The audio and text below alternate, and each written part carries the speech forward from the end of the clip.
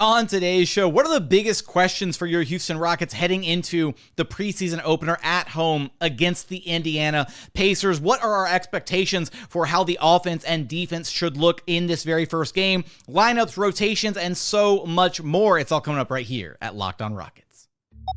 This is Mission Control, Houston. Ignition sequence start. Throw it up to Jalen Green. Sengun here in the short row. Oh, my, that's the no-look. Jabari for three and the win. Yeah! Look at Tari, Eason. Here comes Tari. No! T-minus 15 seconds. Guidance is internal. The Houston Rockets select Thompson and Cam Whitmore. One thing I have never done is not made the playoffs, and so we want to take that step here as well. 6, 5, 4, 3, 2, 1.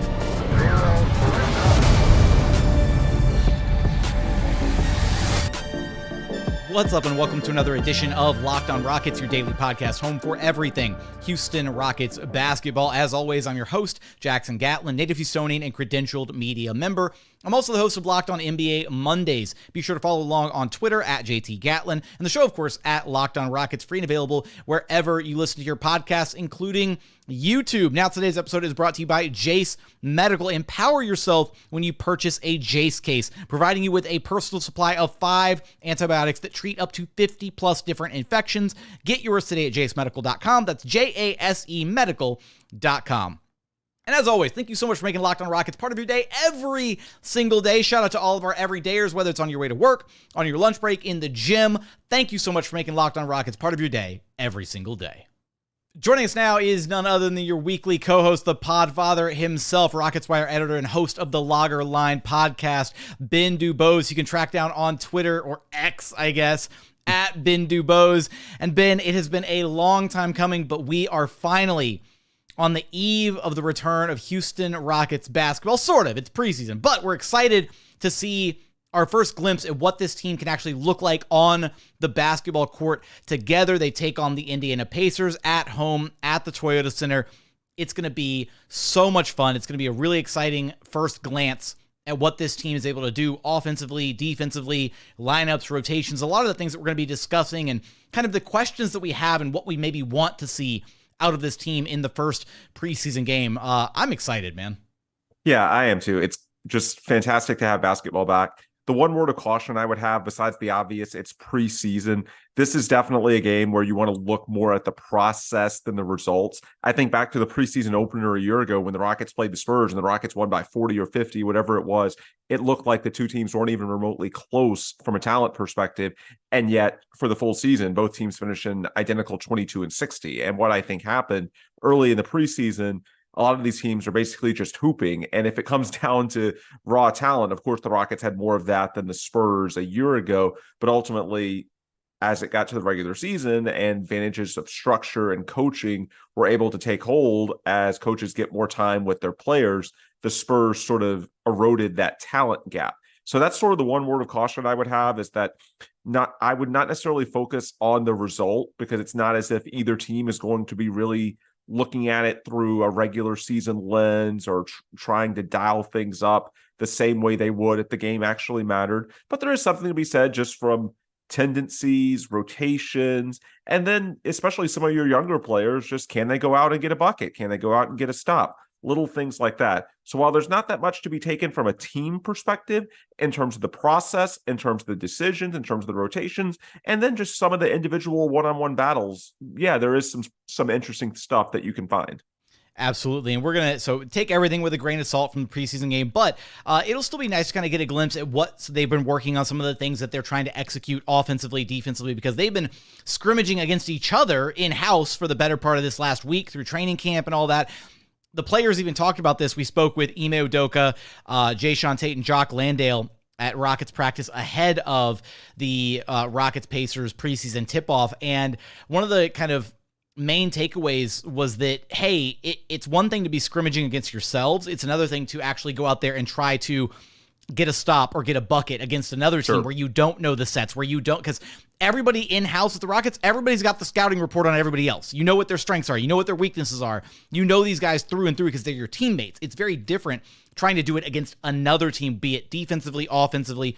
So for you, Ben, let's start with offense here before we transition over to the defensive side of the ball here in just a minute. Offensively, give me one thing that you're hoping to see that we learn about this team offensively from this first preseason game. Just as a collective unit, how does this offense run? Because so much of the last 2 years has been defined by this your turn, my turn offense. Whereas now there is a point guard in place. There seems to be more of, I don't want to say an outright committal to Shin Hub, if you will, but at least being more open-minded to running more offense through Alperen Sengun. He enters as the clear starter at center, which has not been the case either of the last 2 years. So he's getting all of those reps in camp, in preseason.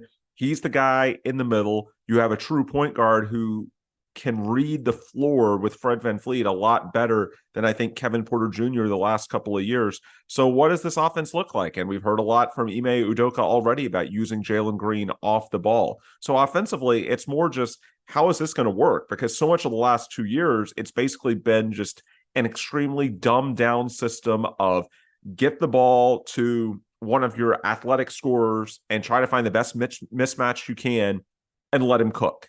Whereas now there's going to be much more of a system, it looks like. There's going to be much more of an emphasis on winning and trying to do the little things and looking more cohesive as a unit.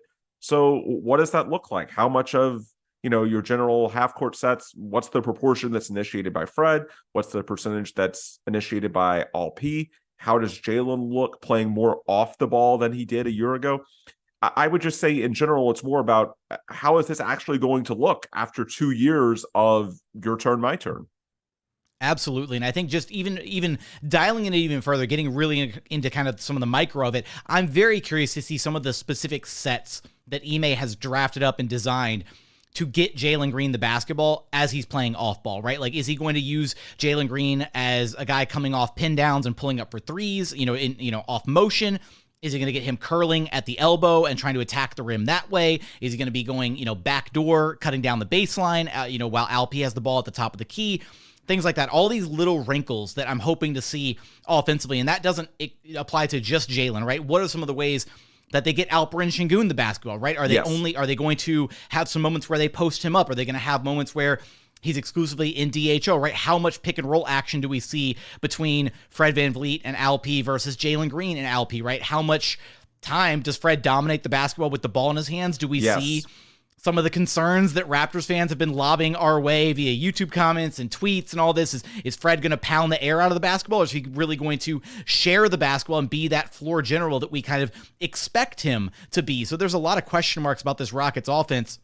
And we're not going to get all these answers in game 1 of preseason, but we're going to finally get a look at it. And I think that's going to be pretty telling in at least some of the ways that they're hoping to establish, their offensive identity with this new group.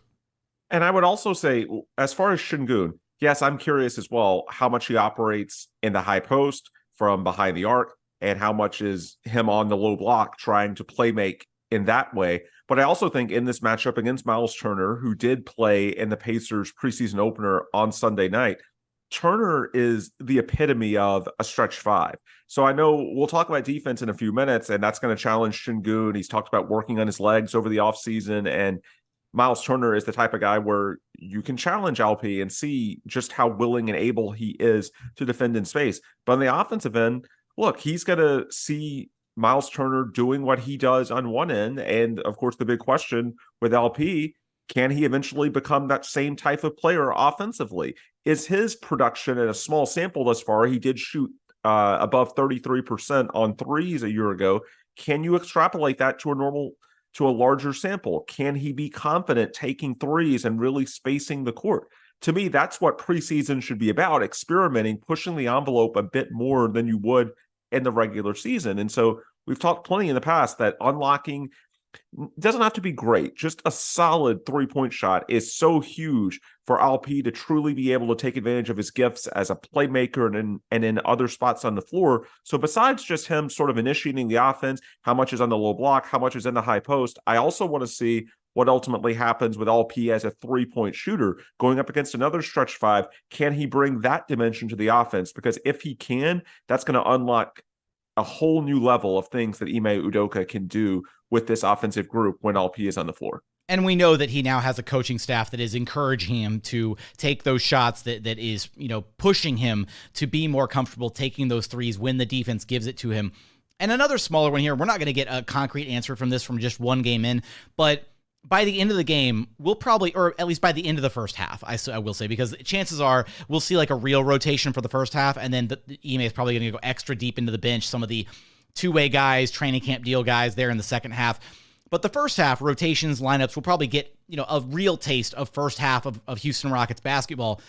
How does the shot, how do they spread the shots around, right? Is Jalen Green going to be the clear-cut number one option? Is Jabari maybe the number two option? Where's Sengun fall into there? Does Dillon bring up the rear? Is he going to get the fewest shots of the starting five? That's kind of a smaller question. It's going to take more than just a one-game sample size to understand how they've broken up the offensive hierarchy between the starters, but at least we can get our first glimpse at that as well. Coming up, we're going to shift gears to the defensive side of the basketball, expectations of what we want to see defensively and how we think this team will look defensively against the Indiana Pacers. We're going to get there in just one moment. First, today's episode is brought to you by Jase Medical. Everyone should be empowered to care for themselves and their loved ones during the unexpected. That's why Jase Medical offers the Jase Case. The Jase Case provides 5 life-saving antibiotics for emergency use and gives you the peace of mind so that you're not just hoping you have access to medication in an emergency. Jase Medical makes sure you have the medication in hand. It's simple. They handle everything from online evaluation to licensed pharmacy medication delivery and ongoing consultation and care.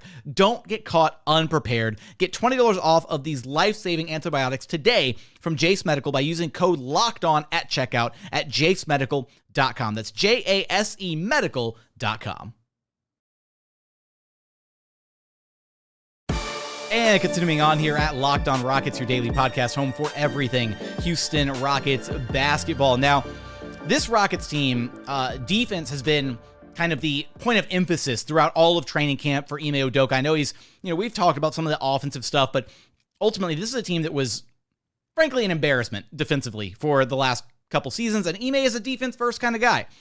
He's not the kind of guy who's going to be content rolling out anything less than probably a top 10, or at the absolute worst, a top 15 defense in the league, as far as his standards are concerned as a coach. And so we know from training camp and all the discussions about the Rockets defense, he has basically broken this thing down to nothing and is trying to rebuild it from the ground up. And the first thing that they're doing before adding any advanced defensive schemes or anything like that, they are going to be switching a lot. And so that's going to be probably the Rockets' base level of defense against the Indiana Pacers is a full-blown switching scheme where we're going to see switching all the way 1 through 5. That does include Alperen Sengun. And to me, I'm really curious to just see how LP holds up specifically because, and not even just LP, right? How does Jalen hold up in a switching scheme? How does Fred hold up in a switching scheme? How does the 5 on the floor, the starting 5 specifically, how do those guys communicate?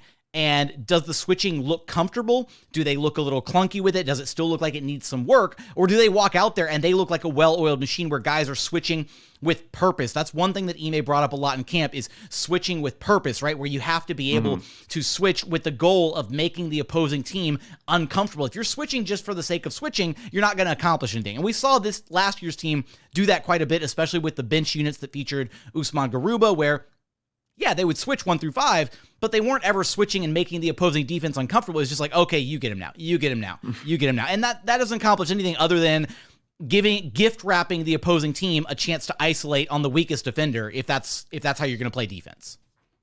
I would also say that Indiana presents something of a unique test to your principles in that with Miles Turner at the 5, as you talked about in the first segment, that's a team that can truly play 5 out. So in terms of switching, it's going to challenge anybody. This is not a guy you can drop or play off. You're going to have to commit to your switches because everyone on the court, at least with what I believe their starting lineup is going to be, is capable of shooting from distance. So you're not going to be able to sort of half-ass it. You're going to have to fully commit if you go down that path. And so I think the Pacers will challenge you with 5 out. I also think that they have a lot of guys who move without the ball. Buddy Hield, Ben Matherin. These are guys that do things off the ball. They cut. Obviously, Hield is a Bruce threat Brown. To shoot. Yeah, their free agency acquisition. Yeah. It remains to be seen if Tyrese Halliburton will play. He sat out their preseason opener on Sunday night because, of course, he played for Team USA in the World Cup run. So time will tell if Tyrese is out there, one of the best young point guards in the game. But even if he's not, TJ McConnell has some traditional point guard skills. And so the point is, they're going to run a system that if you're not committed and dialed in, not just with your switching, but just your overall awareness, they can punish you because they have the types of guys that do some old school little things in terms of not just trying to ISO you one-on-one, but trying to beat you when they don't have the ball in their hands. They'll play with pace. They'll play with an ability to get out in transition. And again, with Buddy Hield, that's the quintessential guy who never stops moving, is willing and able to shoot from almost anywhere. So for a guy like Jalen Green in particular, I want to see how he holds up in that setting, because I think Fred and Dillon are going to do their job. So when we're talking about especially the perimeter guys, Fred and Dillon are very good at what they do. Jalen, that's the big question mark. So I would assume that at least early on, the Pacers are somewhat trying to target Jalen. How does he hold up on that end of the floor? Can he pull his weight?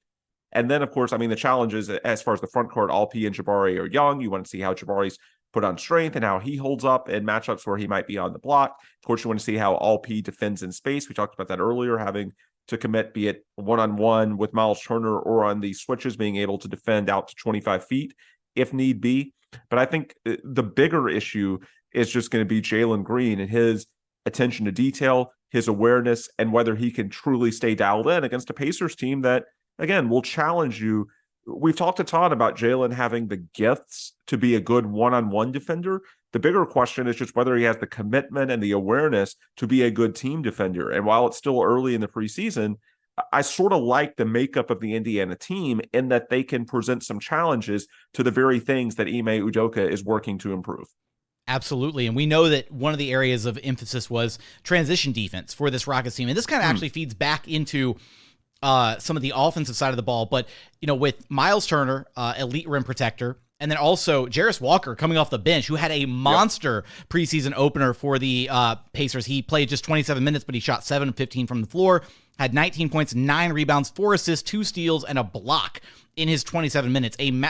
Shout out, go Cougs, right? UH product, Jarace Walker. And for the Rockets, right, from an offensive standpoint, right, how do they handle that, right? How do the Rockets guards respond to those bigs in Miles Turner and Jarace Walker when you have Fred VanVleet, Jalen Green, Amin Thompson, even Jae'Sean Tate to a lesser degree, right, breaking down and trying to collapse the Pacers defense, right? Are they able to actually successfully get anything going in the paint, or are Miles Turner and Jarace Walker just going to have a lid on the basket where nothing gets past them at the rim? But then alternatively, that feeds into, right, if the Rockets are unsuccessful, if they're struggling to score against this Pacers team because of those two bigs or just any collection of their defensive talent, that gives the Pacers a chance, if Tyrese Halliburton is playing, who is one of the deadliest passers in the league, to get out in transition, right? So how does this Rockets team defend in transition is going to be a really big thing for this season, because you can be a fantastic half-court defense team. In fact, at certain points last year, the Rockets were actually a decent half-court defense. They were just so awful in transition, Ben, and a big part of that is effort, right? How many times last year did we see, a player or two just, lagging back in transition? And we also know that there was this, weird extra emphasis placed on offensive rebounding last year, which if you're going to place an emphasis on offensive rebounding and you don't get the offensive rebound, you're going to be outnumbered going the other way. So I'm very curious to see the kind of defensive principles at play there, right? How many guys are going to be crashing for offensive boards? Is it just a thing where all 5 guys are trying to get back in transition immediately? That's going to be one of the other key things that I'm going to be paying attention to, especially on the defensive side of the ball. I also think that last year's team was a bit sort of uniquely flawed in that your backcourt, which is your last line of defense, oftentimes when we're talking about transition defense, had 2 guys in KPJ and Jalen Green that had very similar weaknesses. So I think, one of the sources of optimism that I have for this season is not just that Jalen individually should improve some in year 3. He's talked about wanting to be a winning player so many times over the first week of training camp, but also because you're not going to be complimenting him with another player that has many of the same weaknesses, then ultimately it won't be as damaging to the team as a whole, because that's something that Fred typically is very good at. So it's not so much to let Jalen off the hook. I guess the point I'm trying to make is that last year, I think there was a certain compounding effect to Jalen and Kevin both having many of the same issues. And when they're your last line of defense in a transition scenario, because so many of your other guys are trying to crash the offensive glass, then it gets ugly in a hurry. As opposed to now, sure, you want Jalen to individually be better, but regardless, I think Jalen being flanked by guys like Fred and also Dillon Brooks, for most of last year, Jalen was flanked by KPJ and Eric Gordon, and we know that EG, for various reasons, was largely checked out while he was in Houston. I think there's a much better shot that this configuration, even independent of Jalen, is ultimately going to be a lot better for the team as a whole. Coming up, we will be shifting gears to taking a look at some of the lineups, rotations that we can expect out of this game, and we'll bake some predictions here into this final segment as well. We're going to get there in just one moment.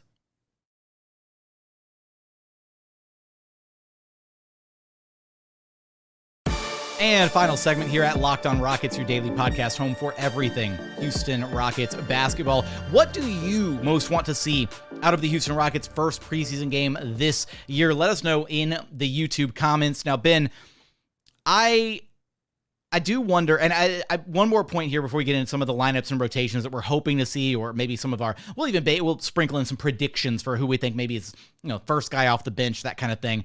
I will say there's a unique matchup difference here between the Rockets and Pacers in that the Pacers have a lot of guys, especially in their front court, their bigs, their 4s and 5s, that play above the rim, right?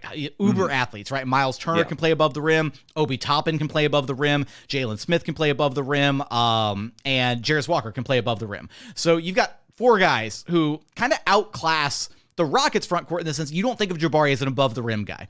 Tari, not an above the rim guy. Alp's definitely not an above the rim guy, right?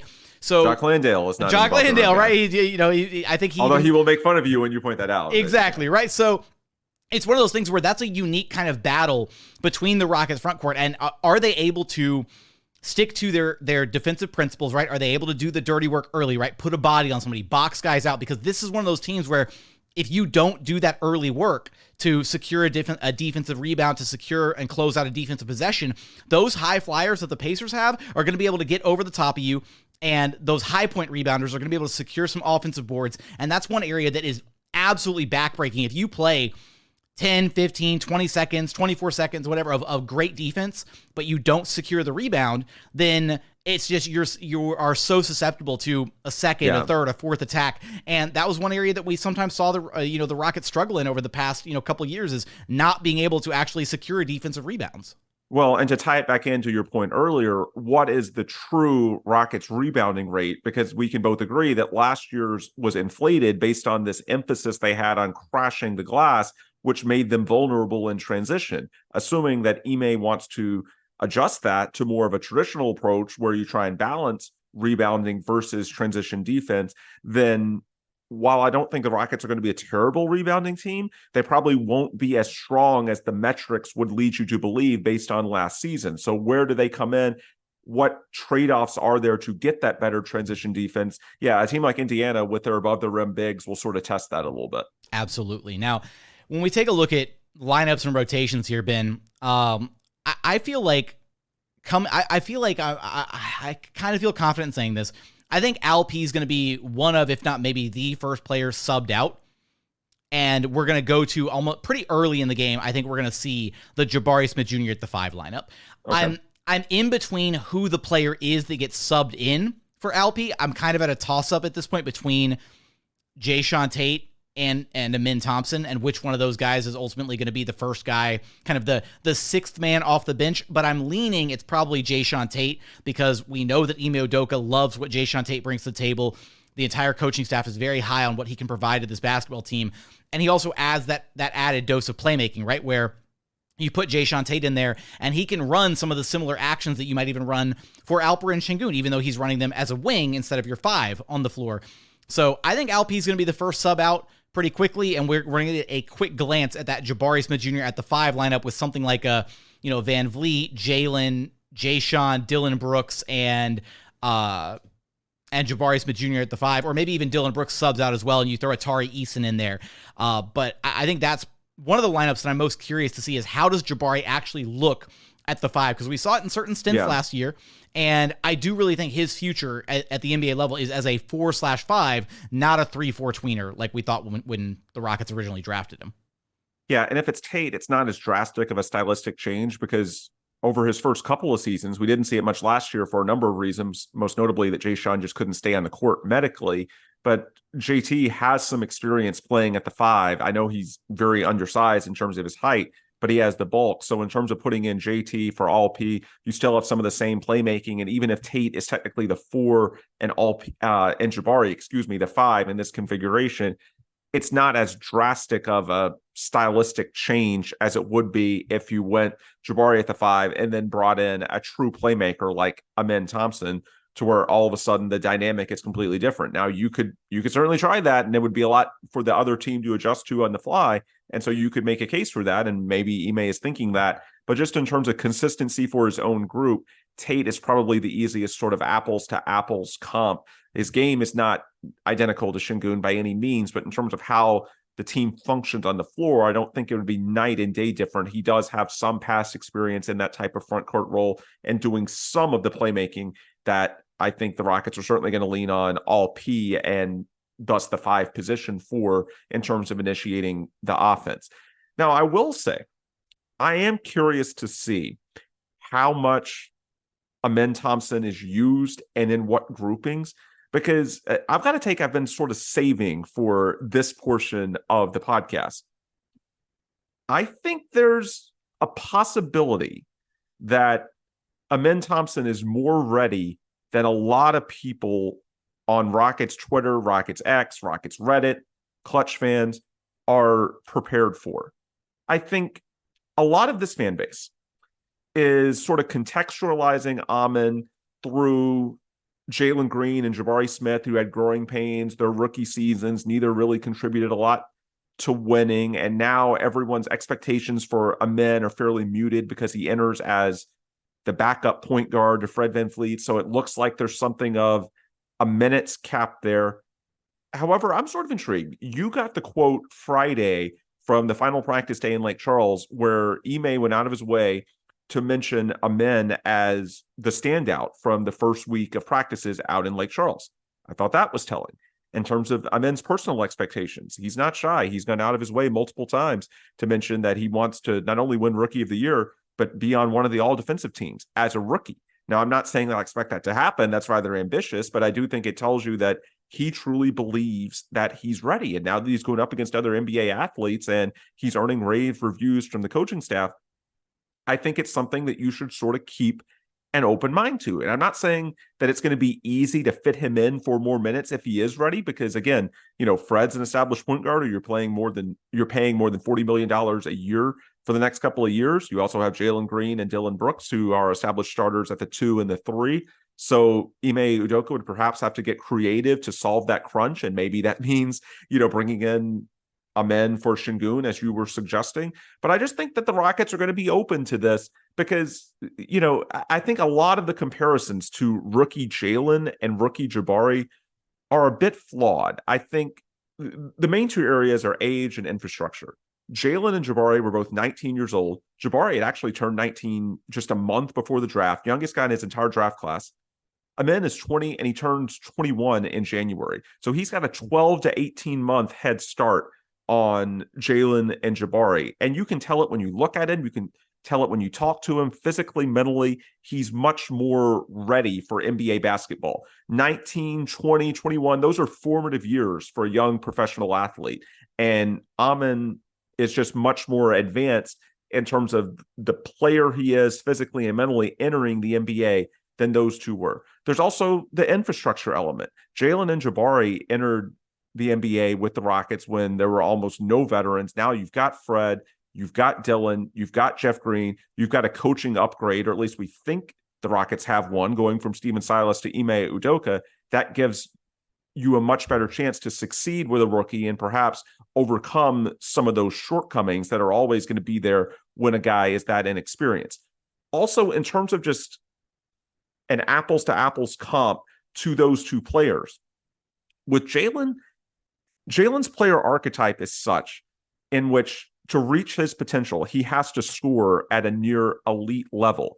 The guys we compare him to, Devin Booker, Bradley Beal, Zach LaVine, those are guys that typically take until year 4, year 5, year 6 to truly become winning players, because to truly contribute in a team environment requires them basically getting into the 90th percentile of, I would say, their scoring and efficiency metrics, because it's not like they have a super positive aspect in other areas of the game. Whereas with Amen, there's a much more broad talent base. It's not just the scoring. We hope he can score at a high level, but there's also the passing, the defending. He has the body type to defend at a higher level. It's not like he's way underweight the way Jalen, to extent Jabari, were as well. So when we talk about the playmaking, the scoring, the passing, the defense, there's more things he can do. And so even if, he's only in the 60th or 70th percentile of some of these things, at the same time, it's a little more reasonable than in terms of Jalen. For him to truly be a winning player, he's got to get to the 90th percentile in some of these areas. And that's just way too much to ask of a 19-year-old kid.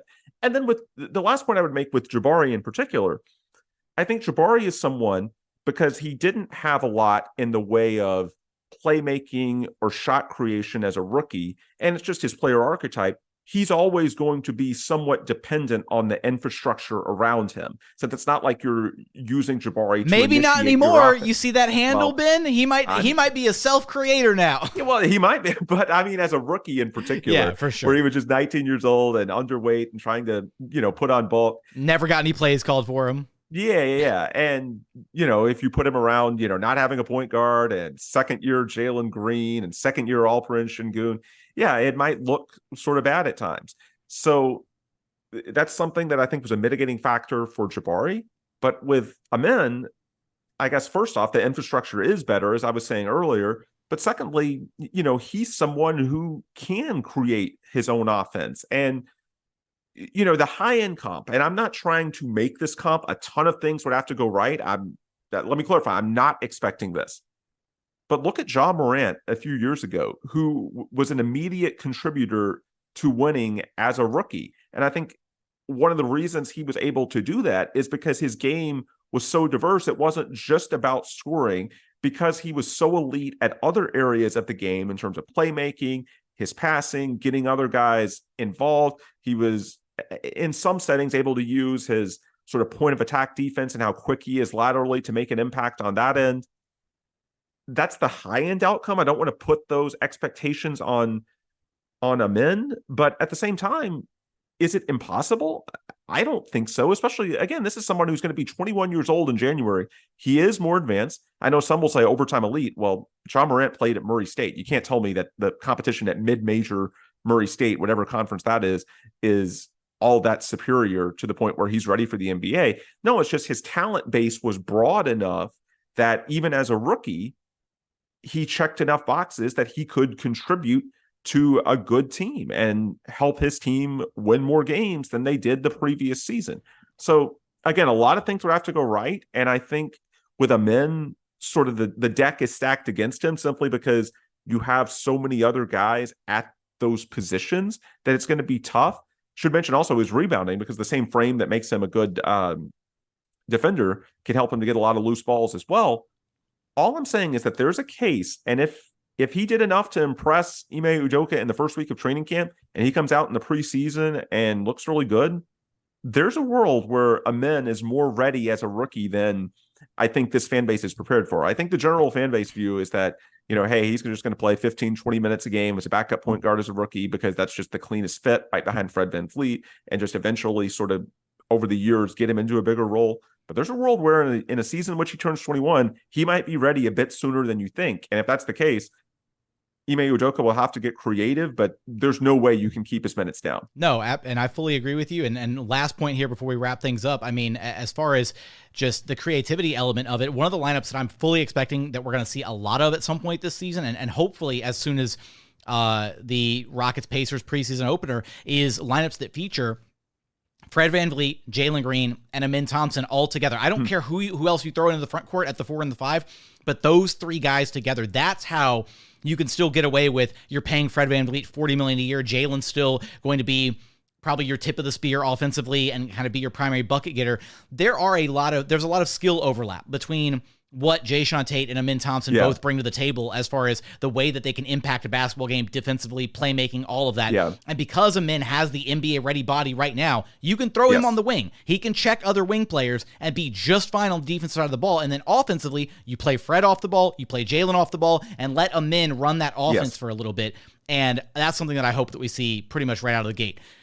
What you got for me, Ben? We got to wrap things up. I was just going to say, in an increasingly positionless NBA, I think it's very important to not pigeonhole Amin as a point guard. He has point guard skills on offense, but when you're talking about a guy who's 6'7" with elite athleticism and the frame to provide point of attack defense at multiple positions, it's not as difficult as it might seem if you're just thinking of him as a point guard and saying, well, where are the minutes going to come from because you're paying over $40 billion a year to Fred VanVleet. If you look at him, at least defensively, as a guy who can provide value at a lot of positions, and honestly, offensively as well, he's someone we saw a lot in Summer League. I was a bit surprised by how much the Rockets used Amin. I know it was just one game, but they actually used him a decent bit as an off-ball cutter. And while there were certainly times that he initiated the offense, there were other times that basically Jabari or Tari would start as the primary playmaker, and you'd see Amin doing something off the ball to sort of free himself up. So while he has point guard skills, he has the body and the intellect